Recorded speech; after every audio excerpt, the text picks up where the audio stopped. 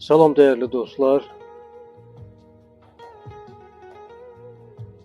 Bilirsiniz ki ötən gün Respublikanın əməkdar artisti, değerli insan Cabir İmanov idman zalında olarkən dünyasını dəyişdi. Və özünü pis hiss eləyib yerə yıxıldıqdan sonra ətrafında olan insanlar ona nə qədər kömək eləsələr də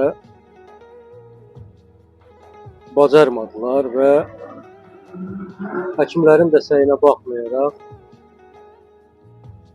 Cabir İmanovu həyata qaytarmaq mümkün olmadı.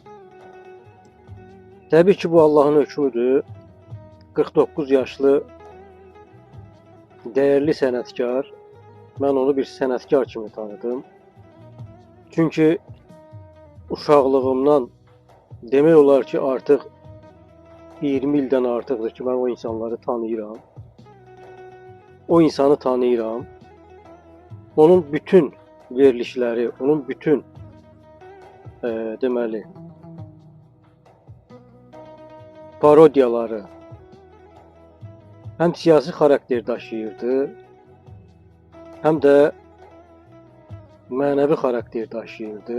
Təbii ki, bunlar həqiqətlər idi. Və mən bunlarla böyüdüm. Bunlarla bu yaşa gəldim, çatdım.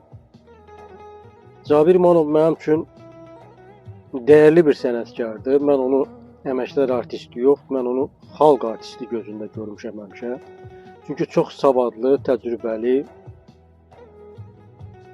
insanların ömrünə gülüş qatan, insanları xoşbəxt eləyən fikirləri ilə, düşüncələri ilə, sözləri ilə, hazırladığı verilişlərlə xoşbəxtlik qatır.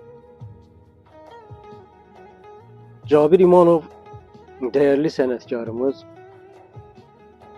uzun illər müxtəlif sahələrdə çalışıb, bu dövlətə xidmət eləyib